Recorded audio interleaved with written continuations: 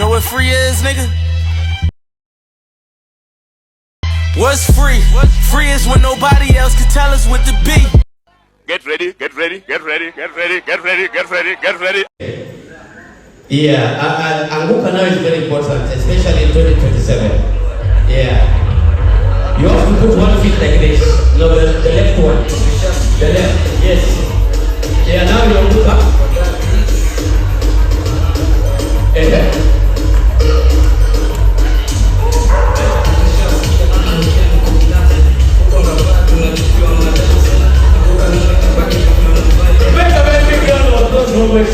This man, William Ruto, has never fought for anything in this country. He has never fought for freedom.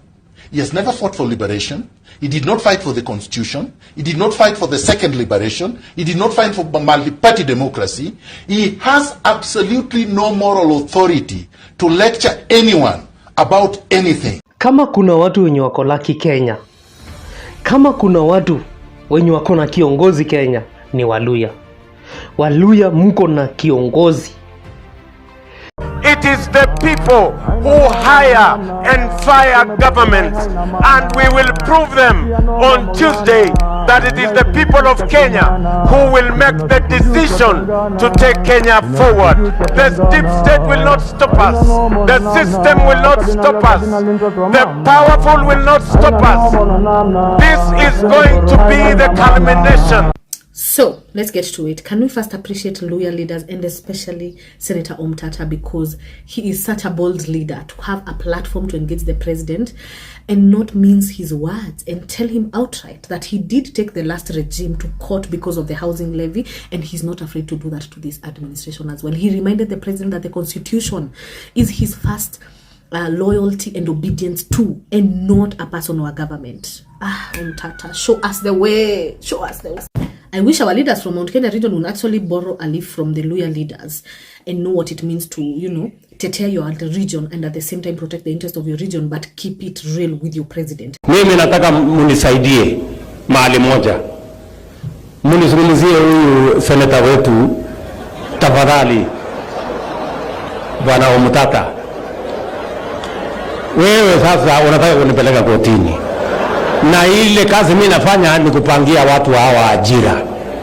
Kwani sasa utaki hawa watu wapateko kazi? Please. Hukia, tafadhali. Ama namna gani jameni watu wa Busia? Nisaidieni jameni, muongeleshe huyu jamaa apunguze mambo ya kotini. Mheshimiwa Rais, mimi nakwambia uko na sheria. Tuko na sheria na tufuate sheria. Watu wameongea hapa mambo mengi, na unajua huko nyuma hii housing bill, hii housing tax. Hii sio mara ya kwanza kuja. Hata mzee Uhuru alileta, na ni mimi ni mmoja wale tuliichapa mpaka ikarudi kuwa voluntary. Na nimemaliza kusoma bajeti yako Ijumaa. Nimeisoma kila kipengele Ijumaa. Ina maneno mazuri, ina maneno mabaya. Watu wasikudanganya hapa ati kila kitu iko sawa.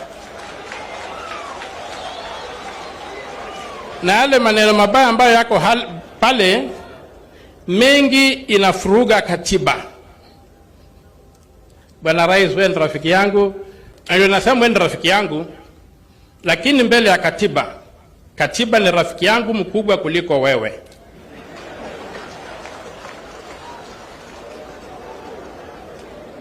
Na nimeangalia finance bill, na finance bill inafuruga katiba kwa vipengele kama 6. Na mimi nakuomba waheshimu katiba, wazitoe, kwa sababu asipozitoa tunaenda kukabiliana kotini. There is nothing to complain about, but there's everything to fight for. But let us avoid that fight. Let people not fool you here. There are issues in that katiba where even the Supreme Court has pronounced itself that need to be honored. We have things in that katiba kama hii housing levy. Ilikuwa kwa ile nyingine, na mimi nilienda kotini nikaichapa mpaka ikarudi kwa voluntary. Sasa mnataka tena nirudi kotini? Bwana Rais, tafadhali turahisishe, tunataka kuunga mkono. Mimi na kuunga mkono, nataka utawale kila nchi ya Kenya, because if you succeed, and I always pray for you when I wake up in the morning, among the intercessions I make, I pray for you as the President of Kenya to succeed, because if you succeed, Kenya is better off for everybody. But Your Excellency, if you fail, we all fail. So I pray for you, I pray for the Pope, and I pray for religious leaders in my intercessions.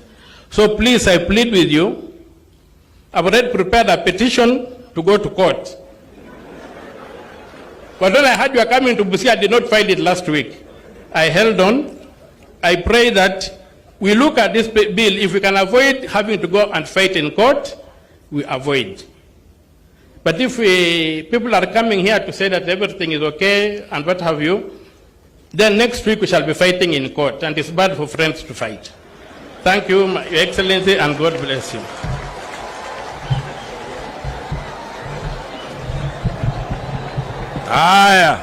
When Kenyans feel they need a person they can trust,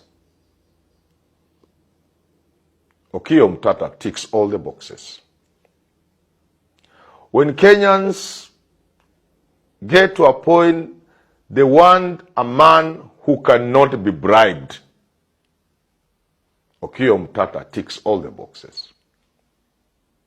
When Kenyans are looking for a man or woman who is like them and not elitist, Okiya Omtata with his rosary is one of them. He ticks all the boxes. When Kenyans are looking for a man who has demonstrated love for public, love for the people of this country, for a man who has sacrificed and risked for this country, Okiya Omtata ticks the boxes. All of them. When Kenyans are looking for a man who is articulate, who knows the issues, who understands the issues, Okiya Omtata has demonstrated that he understands the issues. When Kenyans will be looking for a man who can stand with them, a man they can count on when other leaders are running away from the public, from the people of this country, Okiya Omtata stands out as a person who ticks all the boxes, that he can stand with the people and for the people. When senators are betraying the people of this country, Okiya Omtata stands out as a lone voice. When members of parliament, specifically the National Assembly, are voting for the finance bill, Okiya Omtata is not only opposing the finance bill, he's actually fighting and litigating in courts to stop the finance bill. When Kenyans are looking for a man who stands with them, they will look no further than Okiya Omtata, because this is the man who will not only oppose the housing levy, but will go to court. The politics of being loyal to a specific individual are very much coming to an end in Kenya. And we are beginning to have a conversation of huyu mtu mwenye mnasema ni wetu ama kama si wetu, what are his ideologies? What is the vision that he has for this nation? What is the vision that he has for this constituency, for example, or this county? That is where we are getting to as Kenyans. Because it is this politics of being loyal to a person that has brought us to the mess that we are in this nation. That is the reason why a whole entire parliament of very learned individuals will sit down and pass a bill that does not make sense. Pass a policy that does not benefit Kenyans. It benefits very few individuals in this nation. It is because of that loyalty to a person. But once we begin to have a conversation of what are his ideologies, what does he believe in? Does he believe in the idea of communism, for example, capitalism? What idea does he has for us as a nation to come out of the debt crisis that we are in? And you see, even in the future, we shall very easily be able to call out now leaders whom we have elected. Right now, there are people who are folding their hands. They cannot say anything because mtu wao amemesnchi vibaya sana. But when we stop being loyal to individuals and start being loyal to the vision that they have, the ideologies that they possess, and their ability to solve problems in this society, then once they get up, then begin to appear as if ni kama wanavia from it, it will be very easy for us to call them out and say, hey, we elected you because of this, but now whatever you are doing, we don't agree with it. And that is how we shall be able to advance as a nation. Africa needs presidents who can decolonize the continent. For Kenya, that president is current Busia Senator Okiya Tata. He has recently formed his Presidential Exploratory Committee, and I'm honored to be in it as the political and grassroots strategist. From what I'm hearing so far, and from what I have seen over a long period of time, there are at least 50 reasons why he can become a great transformative president. Today, I will touch on 3 reasons. They are based on his background, achievements, and principles. Firstly, Senator Tata has a track record of defending the vulnerable in society. In this photo, taken in January 2008, he had chained himself on the fence of Vigilance House, the police headquarters in Nairobi, to protest police brutality and killings during the post-election violence. His symbolic, courageous gesture shone a bright, shining light on the plight of Kenya's vulnerable. That's what he's been doing for decades. Secondly, Okiya Tata is Kenya's and even Africa's public interest litigation pioneer and champion. He has filed many public interest cases defending constitutional rights and the rule of law, making him a champion of justice for ordinary Kenyans. He wields the shield of justice with unwavering courage and consistency. Consequently, he is seen as Kenya's public defender #1. Indeed, some of his biggest public interest cases have shaped Kenya's political landscape and economy. Thirdly, Senator Tata has a track record of integrity and simplicity. Unlike many politicians, Tata has maintained his integrity, consistently fighting corruption and bad governance. In February this year, 2024, Kenyans were shocked when Senator Tata was involved in a minor road accident while driving from Kisumu to Busia. People were shocked to learn that the senator's car was a humble Nissan Wingroad. This has echoes of the Reno 5, the simple car that Thomas Sankara ordered senior government officials to start using instead of the fuel-guzzling, expensive Mercedes fleet. Transformative presidents have a lesser focus on the people's well-being, not on their own personal enrichment. They channel and rechannel every shilling, every dollar to the people, not from the people. They are allergic to the big man syndrome. They believe in transformative servant leadership. That is the kind of president that Senator Okiya Tata will be. I mean, Senator, as we talk about the abductions that happened and even what happened at the DCI yesterday, it is as though the state itself is afraid of Kenyans speaking of the ills that are happening. And why would that be so? No, I think there used to be an advert by Kenya Power at one time called Mulika Mwizi. Yeah. So hiyo mulika mwizi wa Kenya wameanza kumulika wezi. Na wezi wamesema kwamba tutapigana. And I've always been giving an analogy in this country saying that when I look at this country, it looks like one big prison whereby periodically every 5 years the prisoners are given a chance to choose who among the wardens becomes the chief warden. So when you look at all the manifestos that come out, there are manifestos that try to improve life within the prison, allow you more time in the sunshine, fumigate vermins and what have you, allow you more rations. But none of the manifesto says we shall break down the prison. Now, what you see happening with the Gen Z and whatever, it's a jailbreak. There's a jailbreak. People want to break down this prison.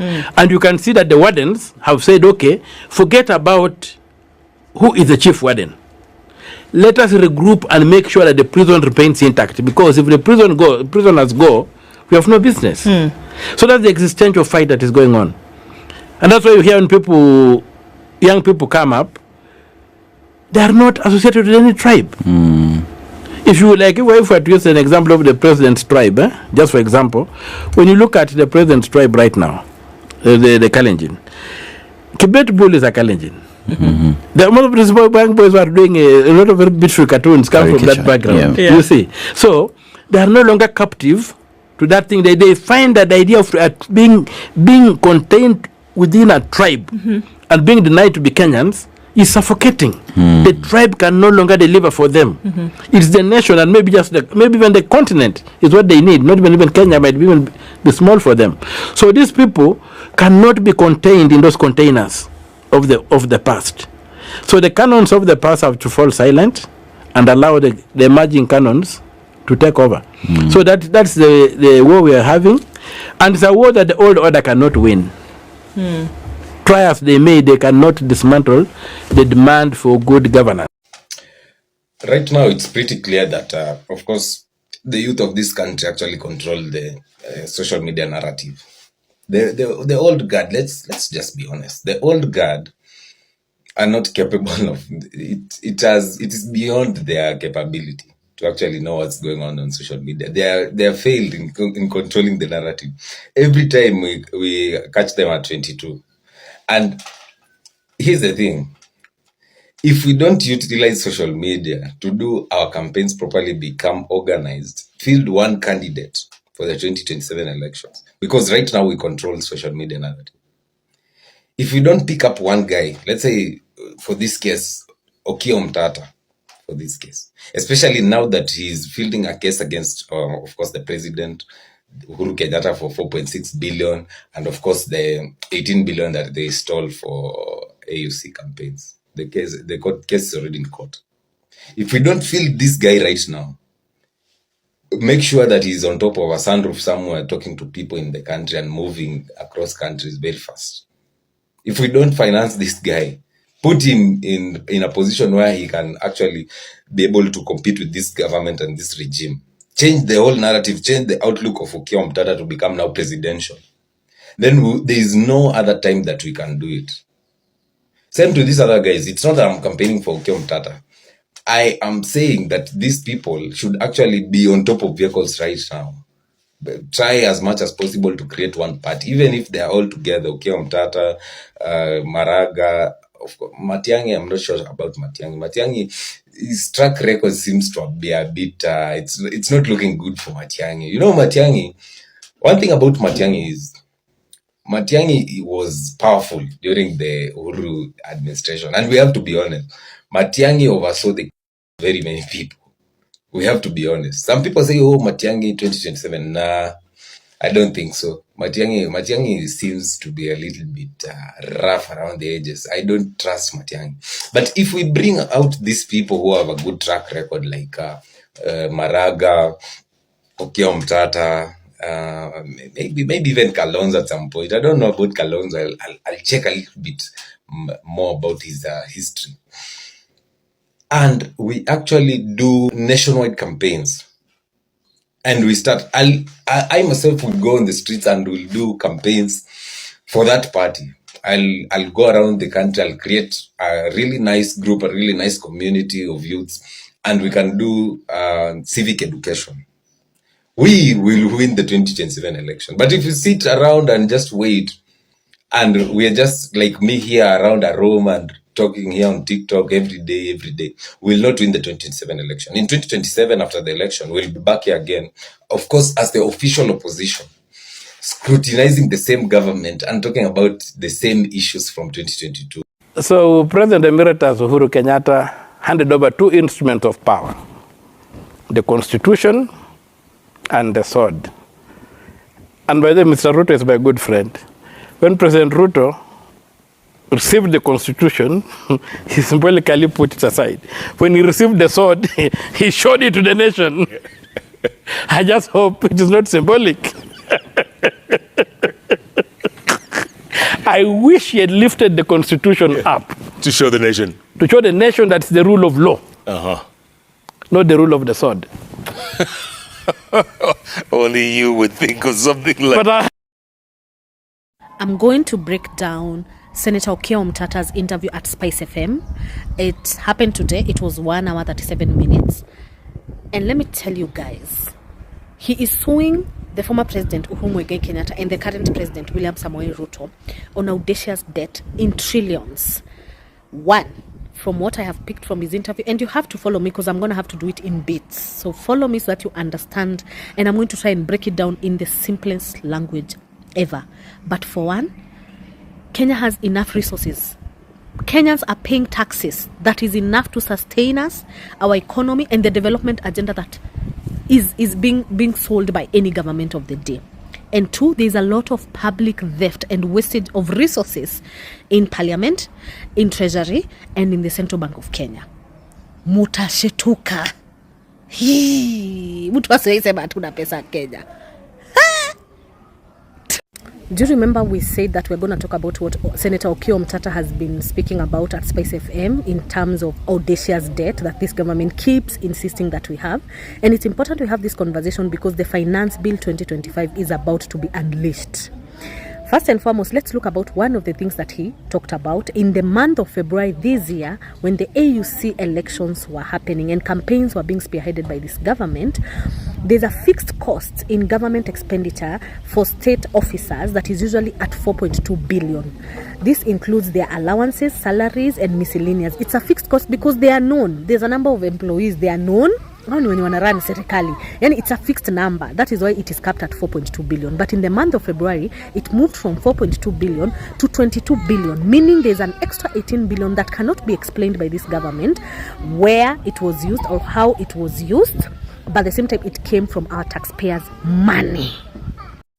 All the loans that the IMF has given to the President Ruto, all the loans the IMF gave to President Uhuru, never went to Parliament. Why? The appropriations bill, where are they in that bill? Even the Eurobond, in the 2015 budget, go and check, it is not there. So why are we being burdened with these things? We have got a doctrine of odious debt that can empower us as a sovereign people to say we shall only pay what we consumed and what benefited us. If the money benefited a regime, then the regime should be meant to pay.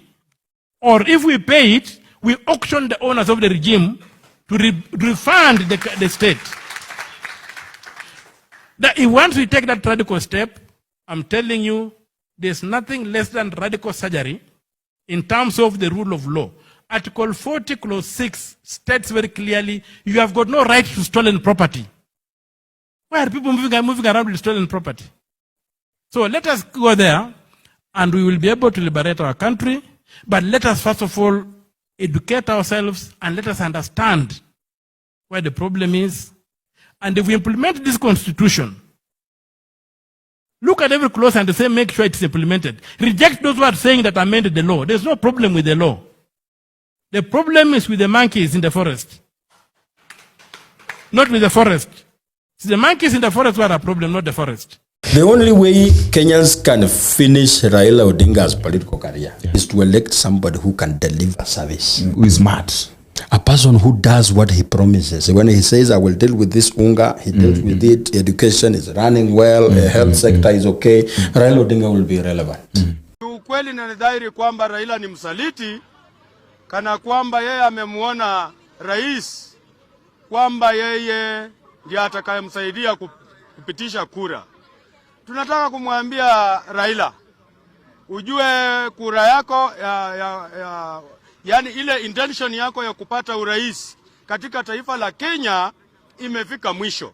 Sisi watu wa Malava tulimuunga rais mkono, lakini hakuna kitu alitusaidia kufika wakati wa sasa. Na sisi tunataka kukuhakikishia Raila, hata ukimuunga rais mkono, kwa sababu saizi umeitia kwa nusu mkate pale kwa kona unakula, hakuna siku tena utakuja kusimama uambie wa Kenya unataka kiti. Sisi tutatembea na Kashagwa, tutatembea na Eugene. Mimi siamini kwamba huo muungano ni mzuri. Tumeumia, watoto wetu wamekufa kwa sababu ya hao watu wawili. Na tumeteseka sana. Wao pusu wanafanyia wa Kenya. Tumewamulika Tumewamulika, enough is enough. Tumeteseka and enough is enough. Hiyo mambo ya Raila kulanga nusu mkate kila mara akituumiza katika Kenya. Wanasema unaunganisha wa Kenya. Hakuna kuunganisha wa Kenya. Wenyewe wanajitakia wenyewe kwa wenyewe. Wawili kwa wawili. Na sisi tunaumia. Wafufue watoto wetu waliokufa kwanza before wafanye chochote. They are very stupid. Wa Kenya tumulike mbele. Tusifanye kama last time 2027. Hao watu wote nyumbani. Wote nyumbani. Wametutesa kwa muda sana. Na tumeteseka. Mpaka sasa tunateseka. Jua kali tunatembea. Walisema watakuja kufanya tuinuke. Hatuinuke. Sasa kuanzia leo, especially watu wa Malava, mulikeni, muone mbele. Tumeteseka kwa sababu ya Raila na huyu Ruto. Once you start cleaning up, don't be a dog. Don't go back and eat up what you puked up. Keep moving away from it. But know that you're in a process, and obedience to God is not easy. But if you stay on the path, you will become a giant in life. Nataka niseme hii at the risk of sounding redundant. MPs are the biggest problems we have in this country. If we had proper MPs, Duale would not be a CS. If we had proper MPs, Murkomen would not be a CS. If we had proper MPs, that man would not even be a sitting president. If we had proper MPs, those idiots, those sycophants you see running around inciting violence would not be doing that. Because they would have representatives who at the very depth of their heart, they hold this country so dearly that they would not allow anything, absolutely anything, or anyone, regardless of who you are, regardless of whatever post you hold, to push this country to the edge at the detriment of the people to whom they've been elected to serve. By whom, sorry.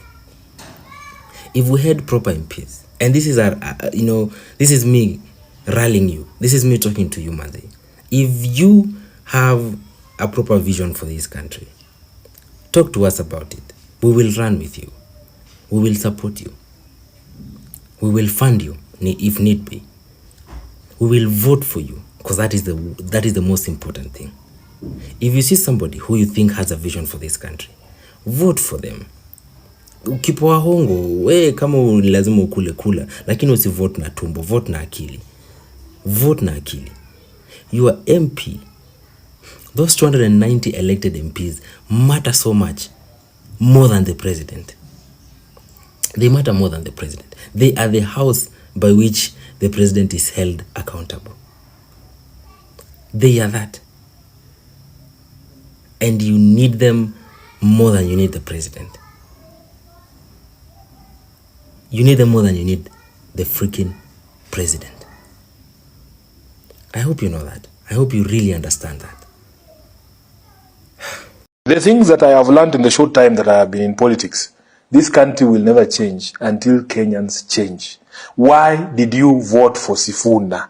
What was the criteria? What did you look for? What is it that he told you that convinced you that this is the right person for this job? And until those questions are answered objectively, we're not going anywhere. If you're going to just look at the second name or the political party, you just look at the party and say, hii ni chama ya nyumbani, patia huyu mtu kura. Then you get to the assemblies. I see the memes that people generate on TikTok and other social media. A senator trying to express himself on the floor of the house. And they ask, surely, who elected this character?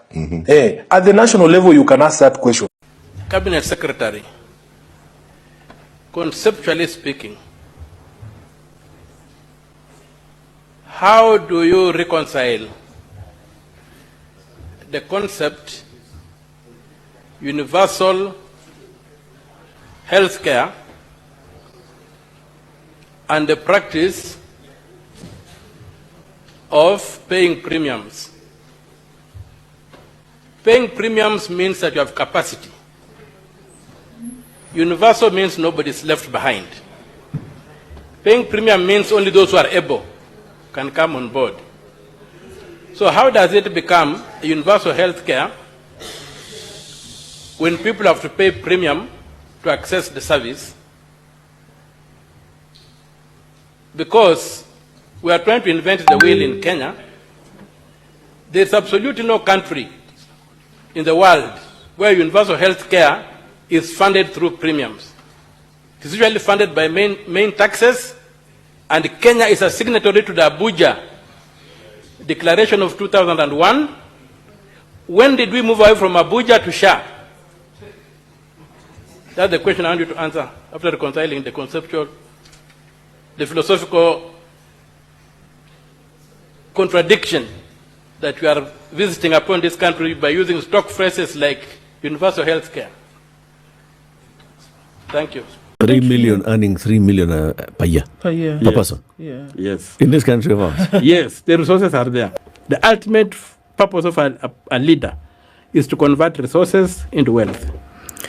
Right now, our if you look at our per capita GDP, is 1.9, $1,900. It's fallen down to 200, it was 2,000 a few years ago. It's now 1,900. Kenya should be able to be at $30,000 per capita. The question should be to a leader, how do we get there? Not this is a Samburu, this is a Somali, this is a Kikuyu, this is a Luya, this is a Luo. No. The question is, how do you move Kenyans from about $2,000 per year per capita to $30,000 US? How do you work there? President should not walk anywhere and then to entertain people say, PS, where are you? Milioni 200 iingie kwa hii mradi. Is it in the budget? We must restore the budget as the primary tool of government policy. If it's important, it will be in the budget. If it's not important, it will be outside the budget. So at the time, for example, we're already, so the budgeting system began in September, right? So what you're saying essentially is that all these things that we see last weekend, 5 million to a church, weekend before that 2 million for a school. By the time Rudi ufungue shule, hii barabara itakuwa imemalizika. Those things have to go. All of those things, you're saying, if it is not in this budget, like we started in September, going on and finishing at the time we come to June, then forget it. Forget it. Even this borrowing, you hear the IMF is giving people money. This country does not belong to a president. The people have passed a budget, and in that budget, there's no provision for a loan from IMF. For heaven's sake, what is this loan doing? Where is this money going? Domestic borrowing is not in the budget. Why are we borrowing? So the budget must be restored as the primary tool of governance in this country. And if you want to see equity in the country, let us look at the budget. What is being allocated to this region? What is being allocated to what? You will see equity. You don't have to go to the ground. Let us see where the money is going. Then you cannot follow the money. Anything else is out. So and to do that, to get that discipline, we must go to the Constitution and separate the Treasury from the Ministry of Finance. Let the Ministry of Finance do the policy things and whatever, but the boss of the Treasury, the National Treasurer, should be like the governor of the Central Bank. Autonomous, he receives the money from the Kenya Revenue Authority or from the loans that have been borrowed. It goes in that account. Parliament appropriates that money how it is supposed to be used. The controller of budget supervises the use. Then you have accountability. The president waits for your paycheck at the end of the month. When you are traveling, you apply for... You go whatever you want to do, but you don't go there and begin promising goodies. There are no goodies. The goodies must be in the budget. So that we restore the place of parliament to begin with. That is fiscal discipline. Fiscal discipline. So, and then corruption, people have to be punished. And what has been stolen has to be recovered. If you look at some of the money that has been stolen and taken out of this country, if it was in a wealth fund, it was also another thing we must institute. If you look at Article 201, Clause D, Clause C, not D, Clause C, we need to save for the future. People are mining gold today. People are mining whatever, and are taking things out. What will their future generations depend on in this country? So we must have a tax system. In Norway, minerals are taxed at 78%. to go to the sovereign wealth. Here, people are just playing with minerals. They call that artisan, whatever. We must come back and do a resource map of this country and make it public for everyone to know what are the resources we have. And then we must come up with an agenda of transforming those resources into wealth. Yeah, the correct position I was offered the money incremental until it reached 200 million, and I told them, that's not the currency in which I have. I want to keep my country, you keep your money. I keep my country, you keep your money. And I told the fellows, if you can't govern, get out of power and give those who can govern the chance to govern. Not to come and try to entice me and confuse me with money. A lot of money that I even don't know what I can do with that money if you gave it to me today. Senator, did you receive the money or the Was the money wired? No, the money was not given to me. I refused. They were trying to negotiate. They can't receive the money, but they were trying to negotiate, and they kept on adding. And I told them, it's not a question of money. It's a question of the rule of law. Yeah. I'm doing this thing it's out of conviction, not cash. It is for conviction, not for cash, that I do what I do. Watu wetu wa mlima mjua wakati mlima na western inashikana. Utawala ambao unapatikana na kwanga mzuri. Ama namna gani? Wakati uchumi ilienda kabisa kapanda juu wakati wa Kibaki, mdogo wa Kibaki alikuwa nani? Ulikuwa na matatizo mingi kweli? Ulikuwa na matatizo kweli? If you don't know who this man is, I also didn't know who he was, okay? But sit tight because you want to know. This is Jacob Juma, okay? He was a businessman in Kenya. He died on 6th May 2016. And by that, during this time, we were experiencing a lot of floods in Kenya. But besides the point, he was assassinated. And let's get into it. He was not afraid of condemning corruption. In fact, he openly talked about it on social media platforms. Now, with everything going on in Kenya right now, his tweets resurfaced. But when I tell you this man was accurate, to the point that people actually think he's a prophet or he's still alive. Fellow Kenyans, please don't ever listen to William Ruto. He's a fraudster. He lies with severe impunity. This is 2015. Kenya's corrupt government thugs have excessive appetite for luxury cars, houses, suits, and other toys. It's not hard to find them and apprehend them. Kenyans who believe whatever William Ruto says must be sick. Ruto is a liar, thug, thief, and a hypocrite. They should tread carefully. 2016. The assassin's tactic is a familiar script. They first demonize your name to sway public opinion against you, then they pounce and kill you. Fellow Kenyans, just imagine William Ruto being Kenya's president. The country will burn. He's arrogant, abusive, coercive, and a grabber. 2015. Safaricom is a huge financial institution that has too much political power over our nation. It poses a systemic risk to our democracy. William Ruto will never escape justice. If he escapes ICC jail, he will not escape my pursuit. And if he does manage, God will deal with him. We should burn the houses of the corrupt, vehicles, companies, and anything that has brought using proceedings from corruption. 2015. Mind you, this is July. Oh my God. All accurate, all here. Why can't right-thinking Kenyans organize a people's revolution and throw these gluttons from power? We should act now before Kenya collapses. Oh my God. Kenyan youth should look at corruption as a national disaster that affects their quality of life, directly forgo tribalism and fight it. And he then mysteriously died on Gong Road in a pool of blood. And this is not to say that he was innocent. Apparently, he also had his schemes. But everything he said is coming to pass. Like, that is insane. Safa pelisizo simnyama iwasafa isizo saba namula mona kaniko kalize wemaye. So we must come down and ask ourselves, these debts that are killing us, that are killing this nation, whereby now they are saying university students, you have no school fees for you. And I've told you the budget, the current budget of Dr. William Ruto, the president, 70% of it is to go and pay debt. So we cannot sit pretty on the question of debt. If it's taking 70% of our budget, it's a state of war, and we must go to war. We must ask ourselves, what did this money do? We must be given a register of what the money did, how it was borrowed. The other tragedy is that of the money that has been declared as a debt. This is Zakayo. Although small in stature, he holds a powerful position in his village. But Zakayo's rule isn't fair. He demands loyalty through fear and force, ruling with an iron fist. Zakayo's rule means heavy taxes for the people, especially from their precious crops. He takes more than his share, leaving villagers hungry and struggling. Those who speak up face harsh punishments, and few dare to challenge him. Under Zakayo's rule, the people grow poor, their bowls empty while he feasts high on the hill. Hope feels far away, but in the quiet of the village, a longing for change begins to stir in the hearts of the people. In the cover of night, villagers gather secretly. A young man speaks up, calling for unity against the oppression. Together, they start to find strength in their numbers, ready to stand up for a fair and just future. Zakayo begins to feel his grip slipping as he looks out over a village united. The people are no longer divided, no longer afraid. For the first time, Zakayo realizes he may not be the unbreakable ruler he thought he was.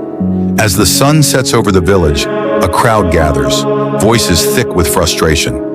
Zakayo, once a trusted leader, now stands alone facing the wrath of his people. His broken promises and selfish rule have left them in despair.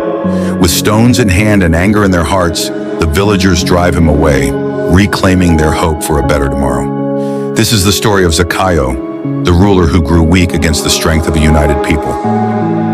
Thank you for joining us on this journey into one of Kenya's timeless legends.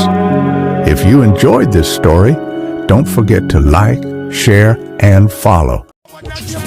You like me, why them a fight me? You like me, chewing a bomb, bite it.